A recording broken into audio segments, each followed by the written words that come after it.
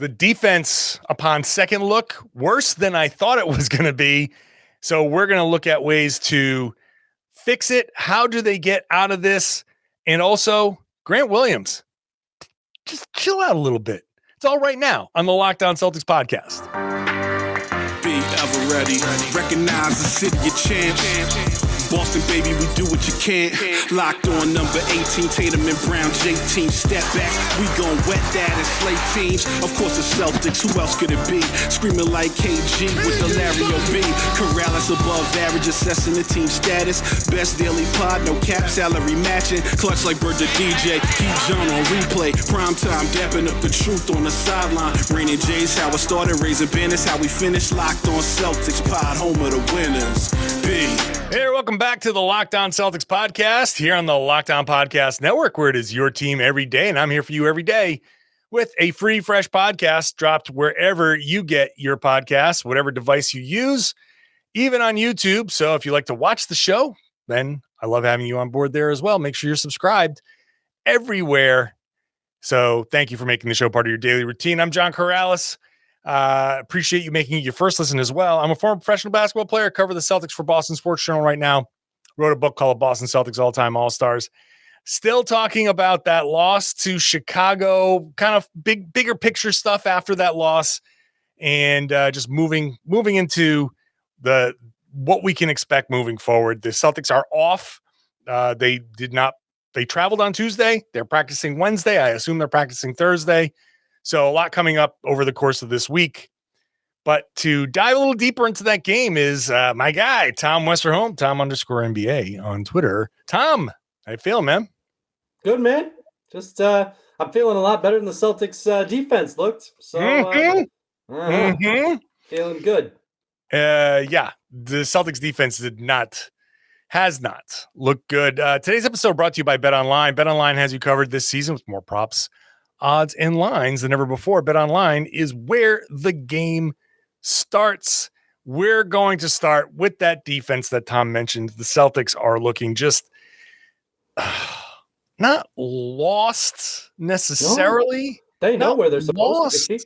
Yeah, they're just not there. Right. And that's the I don't know how much of that loss against Chicago can be kind of chalked up to third game in 4 nights. Maybe that's road. Long road trip that was a little tough. So maybe there's some of that in play here. That's absolutely legitimate, and especially early in the season, guys are still finding themselves. I rewatched a lot, and I just saw guys who had been making plays just suddenly stop making plays. Even Al Horford, which is like the real shocker. Like when Horford kind of just got lost a couple of times, it just tells you a little bit about how that game went, I think. Yeah, I think so. And like I'm like you. I'm very here for any if you want to tell me that the Celtics played 3 games in 4 nights and that they were all on the road and that they were tired from traveling, and hey, that's the reason that they chucked up so many 3-pointers in the second half, and it was just it just didn't really look like they were running a lot of stuff, and and the defense was sputtering, and they went on that 12-2 run, and then they completely ran out of gas. Like, if you want to tell me all of that stuff, I'm willing to listen to it. If you want to tell me that they, just had a lot of trouble getting the toothpaste back in the tube when, the Bulls start to make their run in the first half, and it's just really hard to get back that energy when you're, on the third game in 4 nights on the road. I'm willing to hear all of that stuff, but I just I do think that it needs to be addressed, right? Because there's been sort of this coronation of this team after 3 games, Jayson Tatum is the MVP. This team looks amazing, all this stuff. And they did. And Tatum has looked great. And there's no question about any of that stuff. But that was a concerning game. The defense was really bad. And it was a lot of, stuff where there's breakdowns, but then a lot of it just started with not being able to stay in front of guys. And I think that stuff will probably sort itself out. I don't think that these guys are just, bad defenders now, but it needs to be addressed. Absolutely needs to be addressed. I'm wondering how much the scheme needs to be addressed as well. Like, I think it's a whole big picture, because there are a couple of things at play here. There's going to be the Celtics for the next 2 months or so, and then there's going to be the Celtics post Robert Williams. And I'm being optimistic with the 2 months. It's right in the time frame. I know when he got that plate, the PRP, the platelet rich plasma injection, I'm still kind of like, is that just them getting some blood flow into a place where there isn't normally blood flow, and you need the oxygen to help heal the knee? Like, is that just a simple thing, or is it because you don't hear about the PRP injections? Do people get them and we just don't normally hear about them, or what is it? There's still like some of that going on with this, but at some point Rob has to be coming back. He's not going to be done for the season because of this. I mean, right? I mean, he is coming back. So I feel like there's a plan for now, and then there's a plan for later. And the plan for later will probably be to play like they had been playing when Rob was fully healthy. He's the roamer, and you kind of take advantage of that. But the for now part involves a lot of games. The Celtics play a ton between now and then. Just look at the schedule here. They don't play for a few more days. They play on Friday, but then after that, this begins the kind of every other day march for the most part. They don't have. They play Friday, they play Sunday, then they play Wednesday, so they get 2 days off. One of them is a travel day. Then day off, back to back, day off, game, day off, game, day off, back to back, day off, game, day off, game, day off, game. It just goes on and on and on and on for the end of the month. And the next 2 days off they have is in the first full week of December. And that happens to be in the midst of this weird long road trip. So they don't catch a break for a long time. I've been talking a lot. All of this is to say that this isn't just some little temporary thing. Like, let's just get through it. Let's just get through it. Let's just get through until Rob gets back. This is, you got to figure this out. You got to figure out this non-Rob plan now, because it's going to cost you a lot of games if you don't, because there are going to be more games where the offense can't bail you out. Right, exactly. Because the truth of the Celtics last season, like them being the number one, the best defense in the NBA, the truth is, like, if their offense faltered, that was mostly okay because they had two things propping them up, and that was their stars and their defense. And yeah, you might lose some games, but like, realistically speaking, if you don't have the number one offense in the league, it's not a big deal because you have stars who can get you enough buckets and a defense that can prevent the other team from doing it. And I don't think that, like, the Celtics offense has been killer so far, right? Like, when that ball is popping around, like, they're hitting threes, that, they got their stars working. I mean, there was like that stretch. Well, I said when that ball is popping around, popping around. That's right. So when the ball is popping around. Yeah. Like during that opening stretch against the Bulls, Al Horford's hitting threes, and it's like, oh, if Al Horford's hitting threes, there is not a single thing you can do about this team. Like, if he's making shots, it's over. Like pack it in defensively because they're going to get buckets on you. But like, if the defense starts to falter, right? If the other team is scoring, and if you're the Celtics and it is starting to get harder to get out in transition and start taking advantage of the lack of take foul and all that stuff because the other team is putting the ball through the net and you've got to inbound, like it's so much harder to win games when your offense is good and your defense is bad than the reverse. So yeah, it's really important. And I mean, not for nothing, if you wait for Rob Williams to come back and you build up bad habits waiting for Rob Williams to come back, like, what happens if Rob Williams goes down again? Like, he's not, like, I knock on wood, right? I like Rob and I want him to stay healthy, but it's not like we have a long history of him, like, coming back and being in the lineup for a long time. Like, you have to build up these habits now. You have to build up these, these strategies now. So, like, these schemes now, so that so that you're good whether or not Rob is in the lineup. And look, you build up bad habits. Those bad habits stick around. That's just it. Like you're not building up bad habits now and then watching them disappear when Rob is here. Rob might bail you out after some of those mistakes, but you're not changing those mistakes. If you're making them now and they just become part of your identity, then that's just your identity. And Rob gets some of the defensive player of the year type of shine because he comes in and it's like, oh, wow, look, the conversation. If the Celtics defense looks like this all through the next few months and Rob comes in and immediately the Celtics defense changes, then the conversation will be, we gave defensive player of the year to the wrong Celtic. And then it just becomes scary because now you're depending on Rob for a whole lot and a whole lot more. And it just, with his injury history, I can see why people are scared about that. Let's continue this. Some of the specifics, places they can fix this. I talked a little bit about it on yesterday's podcast. We're going to come back and we'll talk about that in just a minute. First, let's talk about LinkedIn Jobs. Every new hire, if you're in a small business, and I grew up in small businesses, my dad used to have them.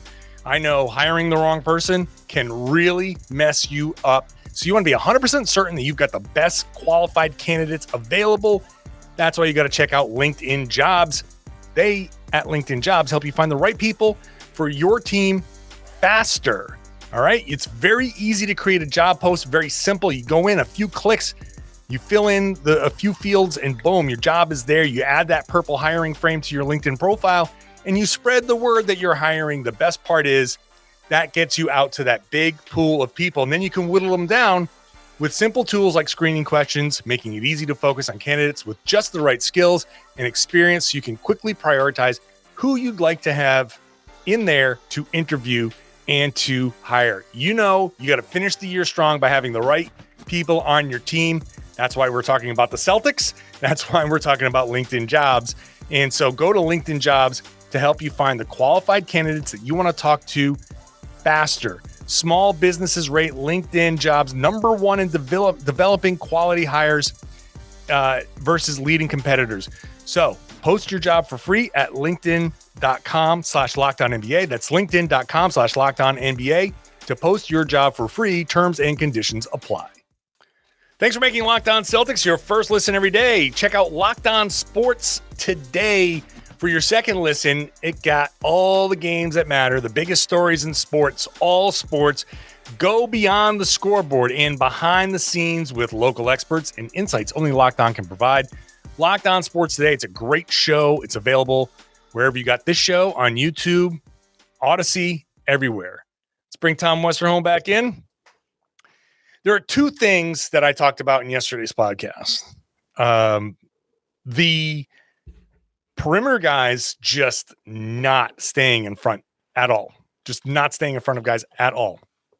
And then the pick and roll defense has been generally poor.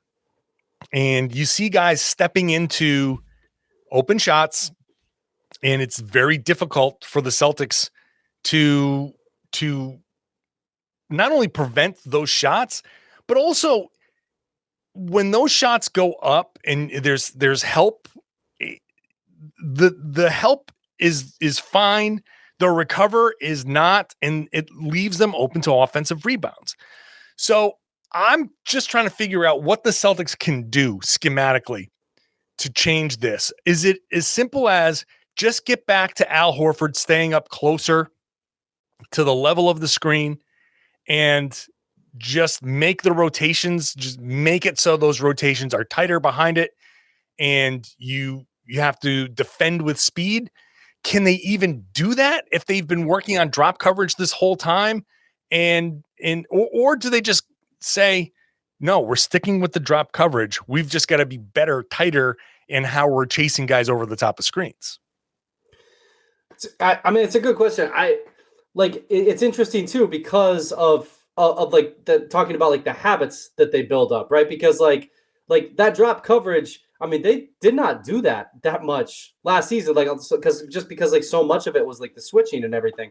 So Right. I mean, honestly, like to me, like I mean, it is interesting to see kind of Missoula switching some of that stuff up. Like, is this the change that they want to do? And if they are going to be changing things up, why is this the thing that is changing? To me, like I don't know. To me, it's like I think it's kind of related to him, like talking about the timeouts, right? Where he's like, I like to not call timeout because I respect these guys and I want them to. It's like, well, I also think like guarding your yard is kind of the same thing, right? Like respect these guys enough to make them like they should be able to do this. And look, I did want to say even in the last segment, I wanted to say like we're not I guess I can't 100% speak for you, but I assume that this is true. Like neither of us is like panicking about the defense. It's just like it needs to get fixed. Like right, like so it's not Right. like these guys. It's not that these guys can't guard their yard. It's not that like these drop coverages can't work. But it's like Yeah. we're seeing holes in it, right? So to me, I just honestly I just think that the guys have to defend individually better. Like it just needs to the pick and roll defense has to be better. Dosunmu can't like he can't shoot 100%. You can't just let a guy shoot 100%. If I'm sorry, like it's basketball's simple sometimes. And to me, I really think that like the point of attack defense is like just so critical. And it was critical last year too, because the thing was, yes, you had Rob roaming around down there, but like he didn't have to roam the entire game. Like the reason, Marcus Smart won Defensive Player of the Year over him was partly because the Celtics had the number one defense, in large part because the perimeter was so well defended, because the point of attack was so well defended. So to me, I just think that's the key. I just think shoring that up is the biggest thing they can do. Look, that game, I don't want it to make it seem like we're reacting to one game because we're not. The Celtics defense has been porous. It's their defensive rating is down. I didn't check it today, but it's been down in the bottom third. So they were. I do have that stat. After last night's game, they were. Well, this is from Cleaning the Glass, which filters out garbage time. Okay. So they were giving up 117 points per 100 possessions, which was 24th in the NBA. That's not good. That's bad. So there are a combination of things that were at play in that game against Chicago. So you said Ayo Dosunmu, and it just there was one play in the second quarter where the Celtics just didn't get back. And I think there was a point there in the second quarter where the Celtics started to get a little defeated. Yeah. They'd given up the lead. They'd given up a run. So they started out great. And then they got away from what worked. The Bulls started hitting shots. The Celtics actually answered that run almost by getting stops. Then they suddenly went cold. Yeah. So they were great, then they were bad, and then they were unlucky. And they went cold, and then they got frustrated. And after they got frustrated, that's when things really started to unravel. And there was a point there where Dosunmu got a transition corner three in the right corner, and he shot the ball, shoots it, and then just starts hopping. I saw that. Yeah. He hopped like 2-3 times before the ball went through. It's like, just go through, because I want to celebrate, because that felt so good. Like I could just feel that energy pouring out of his head. That shot felt so good that he was just hopping because he knew it was going to go in. And once it went in, he just hopped back down the court and just like, you cannot let him get that level of confidence because then everything is going to fall. That falls on everybody, not just schematically. That does fall on Missoula for not calling timeouts. There is some element of you got to get these guys off their roll. You got to stop them from feeling so comfortable out there. And yeah, fine. Give those guys a couple of possessions to see if they can get out of it themselves. But if it's clear that they're not getting out of it themselves, and especially when they're being unlucky and they're missing a couple of layups, gotta call that time out right there, because now these guys, that's where the frustration lies in. That's where you got to reel them back in and say, okay, guys, we missed a couple of layups. We're doing great. You got your stops. We're not finishing those types of shots. If we work for them again, we'll get them. So just keep going for it. You gotta just guide them into that direction. So there is definitely, I don't want to make it seem like the timeouts are nothing or that we're overreacting to the timeouts. There is definitely something there. What they do schematically to get these guys off their spots, it has to just be more effort. It has to just be that effort on the perimeter is simply, you guys know that there's no Rob back there. It's on you. Don't ask Noah Vonleh to do it because he's not going to do it.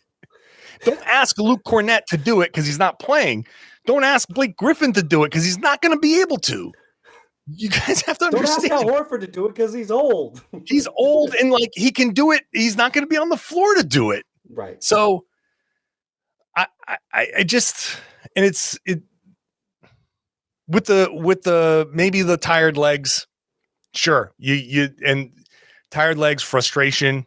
Clearly with the ejections, there was frustration. That's all. That all piles up. I get it. But you have to, when you get back on the practice floor on Wednesday, got to refocus and say, we are going to, on the perimeter, slide and stay in front of these guys. And if we feel like we're getting beat, still put the effort to beat that guy to a spot and at least angle him off of the path that he's trying to get to. It's not even about just, okay, I'm going to get in front of him and take a charge. It's, I'm going to beat him to a spot. And I'm going to beat him to a spot now. So he's just not feeling great about a layup. There was a play, I forget who it was, where the Celtics were really reeling. Grant Williams goes for an up fake. Guy drives by. Marcus Smart is there, but instead of standing there and taking a charge or at least being in that spot, he swipes and he misses and it goes in for a layup. That stuff you cannot do that. Discipline, stay down, get to these spots, all of that stuff. It's just so simple. You're right. We're not panicking. I'm not panicking. But I'm also saying, get your act together. You can respond in just a second. I got to tell the people about BetOnline, which is your number one source for everything betting, football, basketball, all of that stuff. In fact, I'm going to head on over to see the odds for, do they have the Celtics? No, they probably don't have the Celtics odds. Never. That game is on Friday. That'll come up. But when you go to betonline.net, you can check it out. All of the latest player developments, matchups, news, podcasts, in-depth analysis on every game, every sport you want. Football, obviously. Basketball, obviously. World Series, MMA, boxing, golf, it's all there. Head on over to the website. Use your mobile device to learn more. BetOnline is where the game starts. Please gamble responsibly. Thanks for making Locked On Celtics your first listen. Check out Locked On NBA. I'm hosting that show today, too. Me and Jake Madison. Jake is watching his Pelicans take the Dallas Mavericks to the wire. That game's going on right now. So Jake and I are going to have some fun with the Locked On NBA podcast. Check it out wherever you get your podcast. All right, I interrupted you, Tom Westerholm. I hope you have that thought still locked and loaded.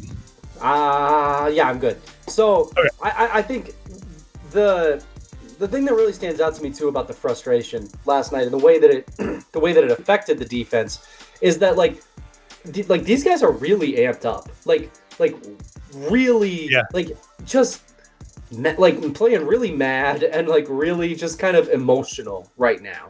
And I do wonder if that's been really exhausting over the first 3.5 games. Like there was kind of this catharsis of Tatum. I mean, how many times now? Tatum now brings up like how pissed off he is about the offseason completely unprompted. Like he says it all the time. Like I say this all the time, but this was an awful offseason. I say this all the time, but and like you kind of feel that energy coming off the Celtics. Like, I do think that, like, however Tatum is as a leader, it does feel like they're kind of taking that same cue from him of just like, yeah, we gotta go out and win everything. And then, when things start to go wrong, it did last night especially, it did feel like there was this really building frustration of just like somebody was going to get ejected. And then Missoula got ejected, but he didn't really get his money's worth because he just kind of walked out a little bit.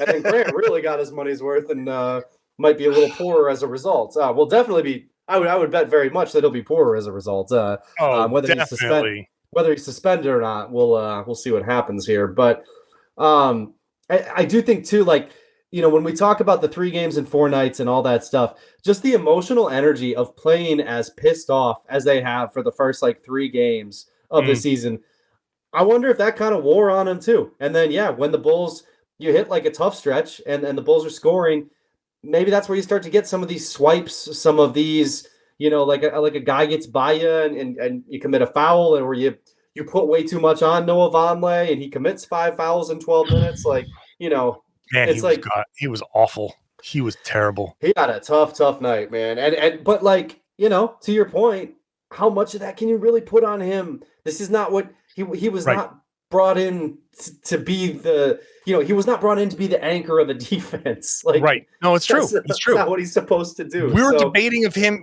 him making the end of the bench, and now he's getting rotation minutes. And look, when they invited him to camp, I thought, oh, that's cute. That's nice. That's good for him. Good for him for trying. And look, he did spend last year in China for a reason. And this is what we saw. Like that performance was very indicative. And look, he has had a couple of good performances as well. Mm-hmm. Absolutely. But you just don't know game to game what you're going to get. And if he's going to get an offensive foul every game setting a pick, then that's got to change as well. But regardless, your point stands with him. I just want to touch on the Grant thing, because now we've gone a couple of games. There was maybe it was the game before that in Orlando, where Grant was arguing a foul and it just persisted on and on and on. And he was at the free throw line and he was on the side, like lining up the lane. And you heard Marcus in the background go, "Okay, Grant, it's enough." If Marcus Smart is telling you that's enough, like, maybe calm down. But his response was, "No, it's the truth. It's the truth." And you can see him telling officials, "It's the truth. It's the truth." He's been on a different level complaining so far this preseason. And I just don't know if at some point the Celtics got to get that under control, because officials are already hearing it from Tatum, and they're already hearing it from Jaylen, and they're already hearing it from Marcus Smart. So you've got your 2 stars and the anchor of your defense and the defensive player of the year, guys who have earned at least some right to talk to the officials. And I like Grant.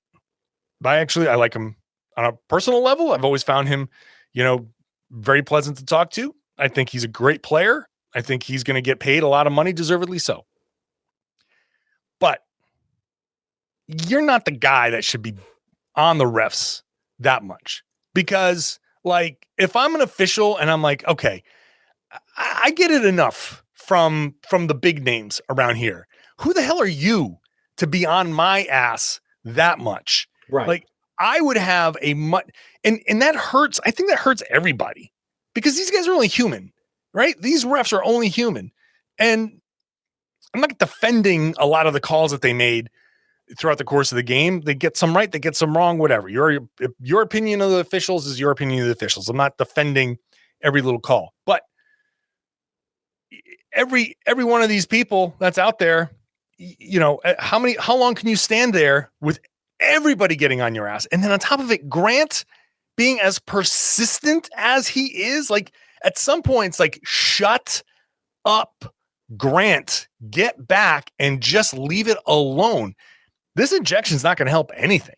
I can bet on Friday, quick whistles, quick tech. I'm putting my money on a technical foul on Grant first half of that game. Because once you bump an official, intentional or not, if they're reading it as intentional, once you bump an official, if he goes up and mouths off, he's going to get a tech in a blink on Friday. They're not going to stand for this. I expect a turnaround from the officials just shooting back on Grant. Yeah, because to your point, right? It's like you go down the list of people who could complain to the refs. Like you said, if Smart tells you to chill out, I actually think Smart, generally speaking, is very respectful to the refs. Like he argues his case, but like he kind of does it with like a smile. And he's like, I always feel like he's kind of like very intentional about trying to be like the good guy with it. Tatum complains all the time. Tatum's a superstar. Tatum can get away with that. If Tatum picks up one technical, they're not going to give him another one. It's just like he's reached that status, right?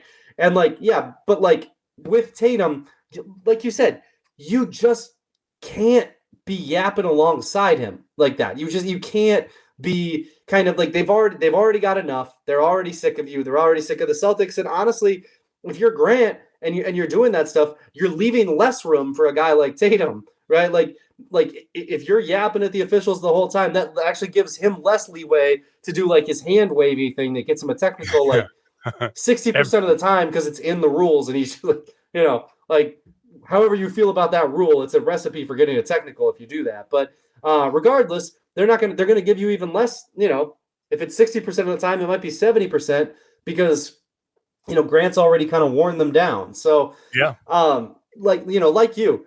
I'm not going to sit here and defend last night's calls. I mean, they missed a lot of, kind of tough ones. I thought. I mean, like that goaltending one was really blatant. Like there were some rough calls and no calls, but at the same time, it's like the Celtics are just like Grant's not doing them any favors in that scenario. Yeah. So no, I mean, I agree with pretty much all of that. Like I like Grant too. Like he's a nice enough dude, and he's a really talented player. I think he could be. It's like you talk to me in 2 years, right? Because like I think there's a world in which Grant Williams is a starter on this team someday. Like he's a good player. Like he could easily be like a starter, a floor spacing, switching defender. But like you just have so many other players on this team. You have the longest tenured Celtic. You have the superstar. You have Al Horford, who's like, aged. Like any of these men who want to like talk to the refs, fine. But like maybe not the guy who hasn't reached his rookie contract extension yet,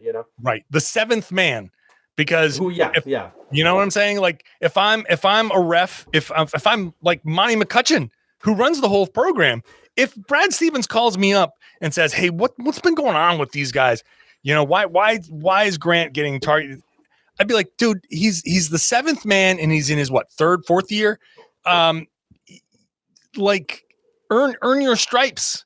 Earn your stripes before you like." It's one thing to say, "Okay, hey, I don't no, that wasn't a foul or whatever," but like he just is so persistent over and over to the point where other guys in their team just, "Come on, all right, let it go. Come on, let it go." And that has to stop. A lot of things have to stop. That's the whole point of this podcast. All the things that have to stop. You have to stop letting guys blow by you. You have to stop getting beat on the pick and roll. You have to stop a lot of these things.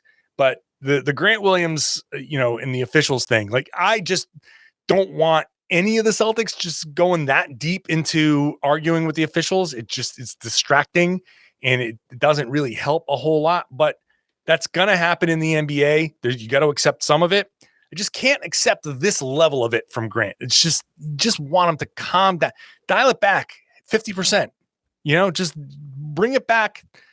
I'm almost pining for him to bring it back to what he was doing last year. Cause I feel like this year's worse.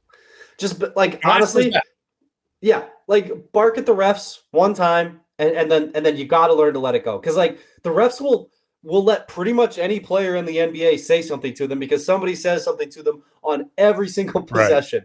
Every single one. It's just the continued like harping on it. Yeah. That's going to be the stuff that gets you in trouble. Like And also- tell them they missed it and run back down the floor. Yeah. Right. Also, get back. And then Get back. Get back. Just focus your energy on what you're supposed to do next.